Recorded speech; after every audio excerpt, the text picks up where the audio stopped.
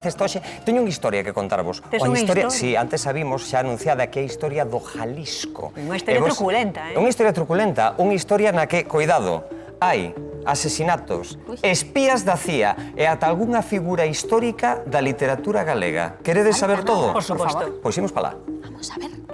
O Jalisco. Arillo, Oleiros, 1948. Unha xornada solleira que tornou nunha mañá de terror.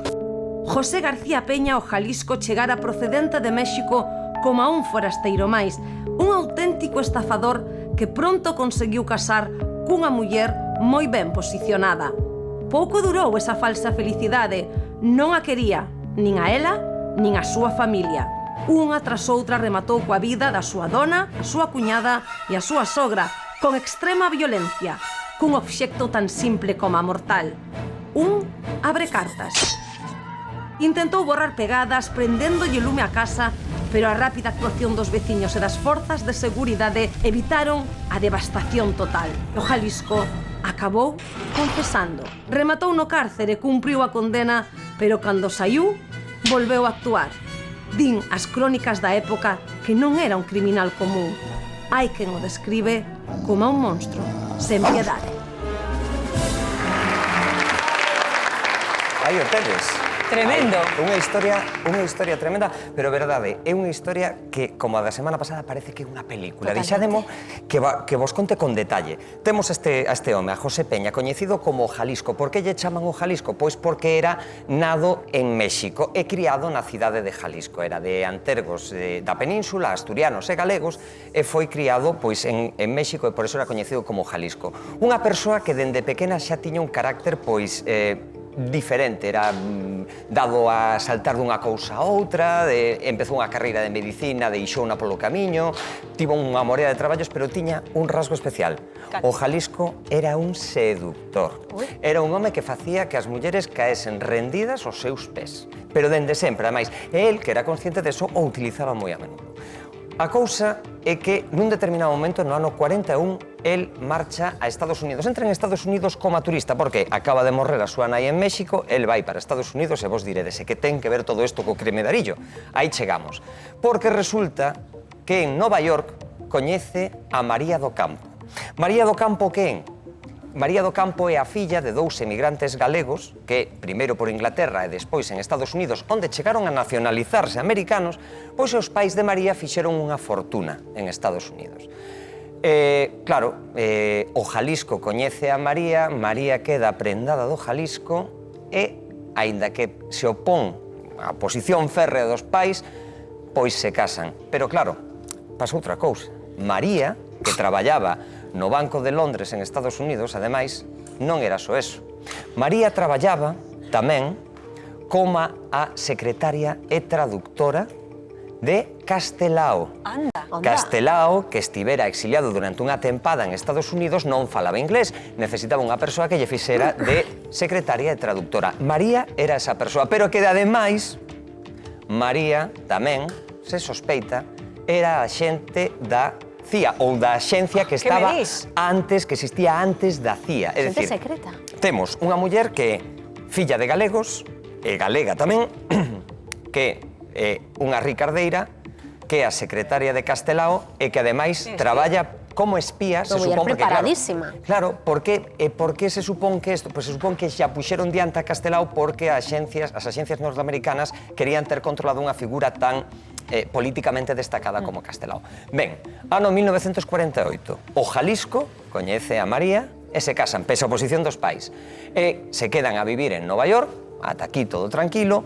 Os pais, en ese momento, deciden voltar a España, despois de moitos anos na migración, e se instalan en Arillo, onde compran unha casa preciosa, cunha finca que aínda hoxe está ali e que se pode visitar, e ao pouco tempo de estar en Galicia, carteándose coa súa filla, con María, empeza a dicirlle que ela xa non está demasiado contenta co Jalisco, que Jalisco, ademais de ser un tipo guapo e elegante, pois empeza a ter problemas con ela. Tanto é así que María colle un barco e ven a Galicia, deixa os Estados Unidos, chega a Galicia e se instala coa súa familia. Mentres tanto, que fai o Jalisco? Pois se queda en Estados Unidos, basicamente queimando o patrimonio da súa familia. Ela especifica cales son eses problemas?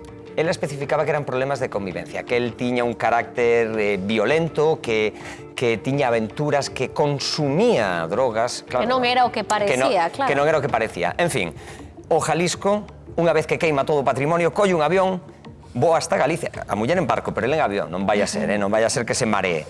Chega, en avión nos anos 40, fixadvos o que costaba eso. Bueno, chega a Galicia, plántase na casa dos sogros onde está a súa muller, é recibido con frialdade, porque xa se iniciara o procedimento de divorcio, unha noite o 23 de setembro de 1948, os poucos días de chegar a esa casa, non se sabe moi ben o que sucede. Jalisco engancha a súa muller, encerra nunha habitación coa idea de manter relacións con ela se resiste, empeza a gritar, el atrincherouse por dentro, pero a súa sogra e máis a súa cuñada conseguiron abrirse paso e rapidamente, con un estilete, cun coitelo que atopara na casa, mata primeiro a María, 20 puñaladas, mata a súa sogra e mata a súa cuñada. Mata as tres nun abrir e cerrar de ollos. En ese momento, Jalisco, dunha maneira fría, cerebral, faise varios cortes polo corpo e plántalle lume a casa tratando de, pois non se sabe moi ben que, se quería simular un accidente, se quería simular que fora un ataque, se quería destruir probas.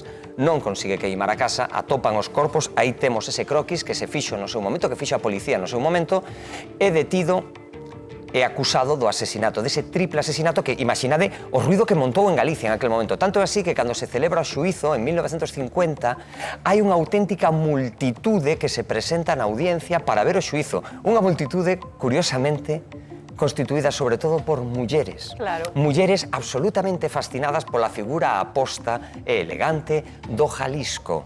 Querían ver a ese criminal que ao mesmo tempo lle supuña unha atracción morbosa nun momento nesa España dos anos 40, finais dos 40, principios dos 50. Celébrase o xuízo onde queda claro que actuou o Jalisco con total frialdade e é condeado a entre 25 e 30 anos de cárcere. Claro, parece pouco por 3 crímenes e, de feito, en aquel momento se considerou que fora unha condea moi feble, moi blandiña, que algo intervira, aí é onde xurden de novo as sospeitas de que o mellor o Jalisco matou a súa muller non simplemente por un impulso, senón porque quería eliminar... Algo relacionado coa espionaxe. Algo relacionado coa espionaxe, ou iso foi unha das teorías que se barallou, pero, sexa como fora, o Jalisco foi a prisión durante 25 anos. Vale, 25 anos que desaparece o mapa. Ano 1975, Jalisco sale de prisión. Vale, aquí podería rematar a historia, pero que entre os 75 e os 76 coñece a outra muller, a Irene Quevedo. Irene Quevedo, que ten unha filla, Yolanda, de 10 anos. O Jalisco casa con esta muller, ou se arrexunta con ela, e tamén, dunha maneira absolutamente brutal e aparentemente sen ningún tipo de motivos, mata as dúas, primeiro a golpes e despois a coiteladas. Outra vez. Exactamente a mesma historia. Repite exactamente o mismo patrón. Home guapo e seductor que seduce a O que non unha muller. sabemos, Manele, si tivera tanta repercusión o caso na súa época que a súa nova parella era coñecedora dese pasado ou non o era, porque... Posiblemente non o fora porque pasaran 25 anos, é dicir, aínda que Claro, moita xente... Antes non era como a hoxe, que calquera suceso se coñece en todas partes, non? En definitiva, é aí cando se declara que Jalisco pode ter unha personalidade psicopática, fora como fose, morre na cadea suicidándose.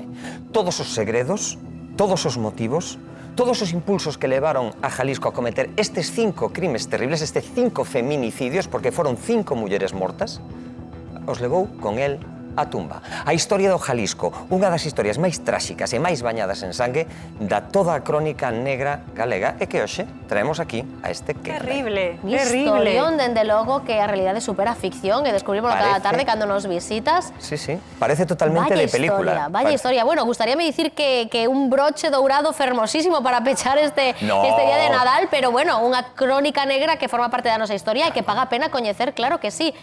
Quedamos cun corpo un pouco